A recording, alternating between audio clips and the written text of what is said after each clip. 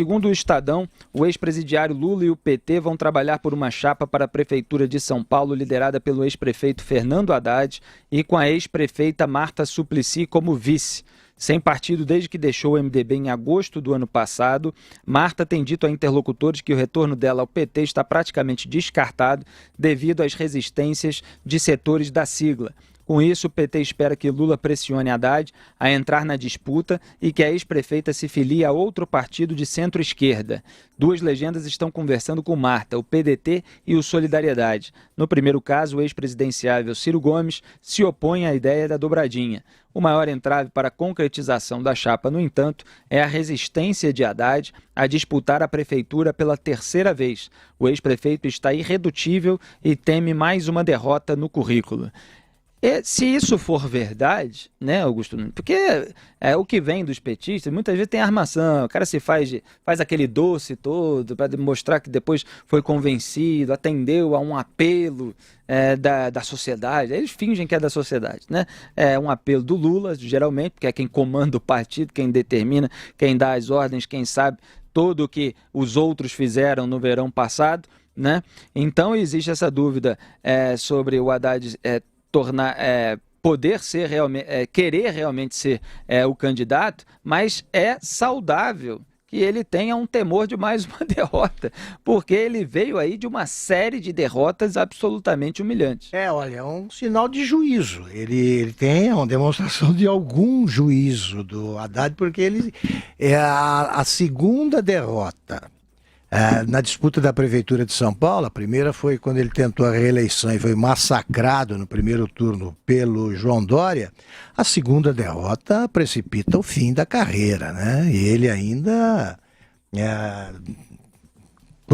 se você for pelo critério da faixa etária, tem alguns anos pela frente aí para perder mais eleições, disputar e perder. Agora, isso mostra mais coisas. Primeiro, a falta de quadros dramática, né? Falta de gente capaz de ter uma votação própria, um patrimônio eleitoral próprio do PT. Não tem. O Haddad ele é cotado para ser candidato a presidente, candidato a prefeito, e daqui a pouco ele vai ser o candidato a síndico do prédio ou num dos prédios que o Lula ganhou para morar de graça. Veja bem, o Haddad é o único.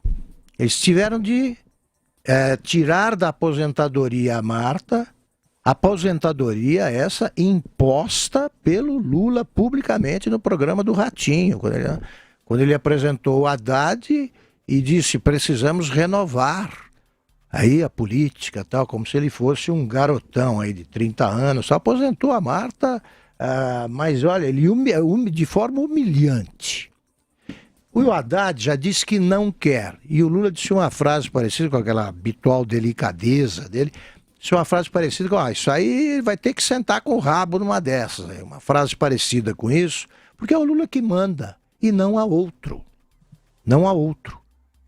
Então é o seguinte, o Lula não deixa surgir nenhum possível sucessor e obriga os que não têm condições de se tornar sucessores a se candidatar e perder a eleição. Ele está muito longe do Lula que elegia postes. Muito longe. Aquele Lula não era vaiado na rua tão assintosamente. Ele parou de ir à rua, né? Faz tempo. Quando vai, ele percebe que ele não é, um grande líder popular.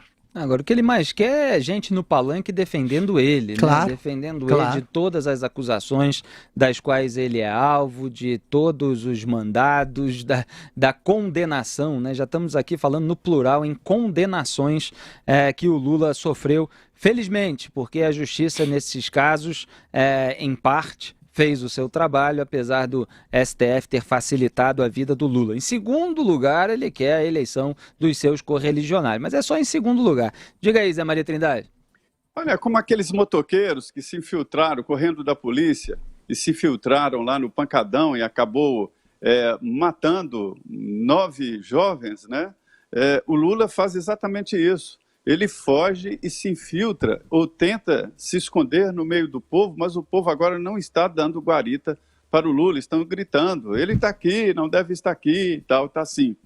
Então, é ele que manda mesmo. Você tem razão, Augusto. Me disse aqui um deputado do PT o seguinte: quem vai ser o candidato do PT em São Paulo? Aí ele falou, depois, você quer saber? É quem o Lula mandar. Veja bem, há um estudo no PT e através de várias reuniões da executiva, reuniões feitas em Brasília, sobre exatamente a definição dos candidatos em cidades com mais de 100 mil habitantes. O PT quer apresentar candidatura própria onde for possível, mas olha com especial atenção às maiores cidades. A ideia é lançar candidatura. E há uma cobrança muito grande neste momento sobre Lula. E aí, o Lula tem mesmo essa força?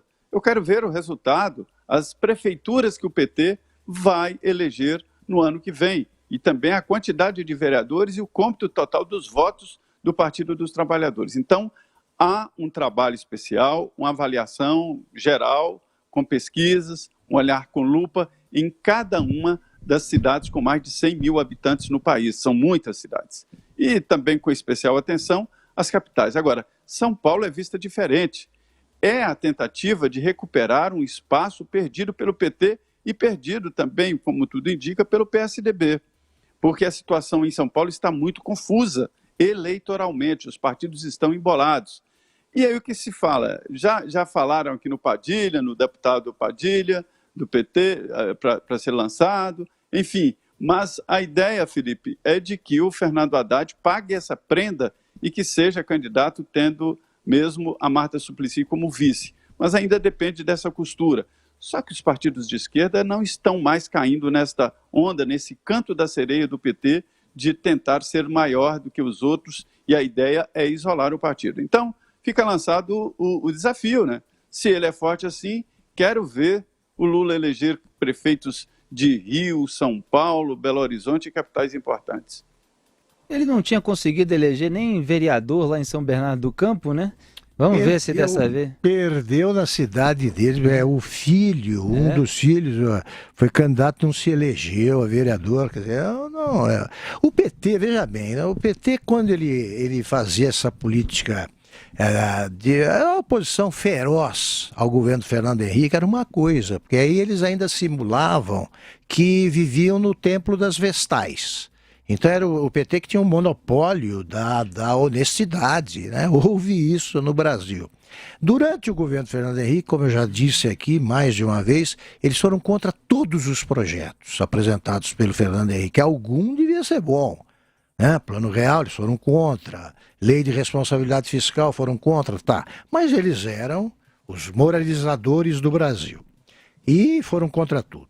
Quando eles assumiram o poder e o Templo das Vestais se transformou num tremendo bordel, né, de políticos disfarçados ainda, de virgens, quando se descobriu o que eles eram, mudou a percepção do povo brasileiro. O povo brasileiro hoje, tanto que caiu verticalmente a popularidade do Lula. O povo brasileiro vê no PT uma quadrilha, boa parte.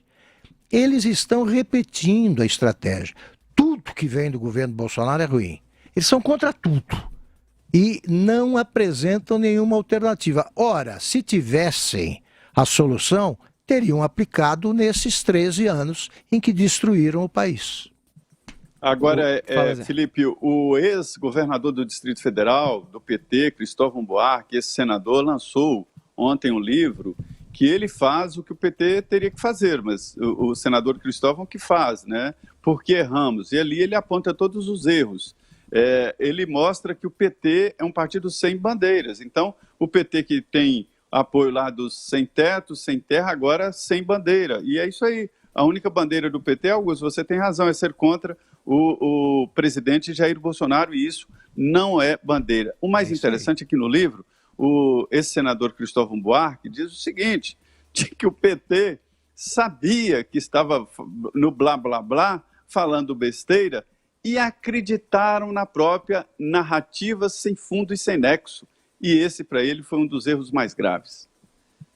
Muito bem, o filho do Lula que não se reelegeu, na verdade, vereador pelo PT em São Bernardo do Campo, foi o Marcos Cláudio Lula da Silva. Isso Eu estava mesmo. tentando lembrar aqui o nome dele. É isso aí. foi na eleição municipal de 2016. A gente vai entrar daqui a pouco no ano eleitoral de 2020, 4 anos depois. Teremos eleições municipais com toda a cobertura aqui da Jovem Pan. Vamos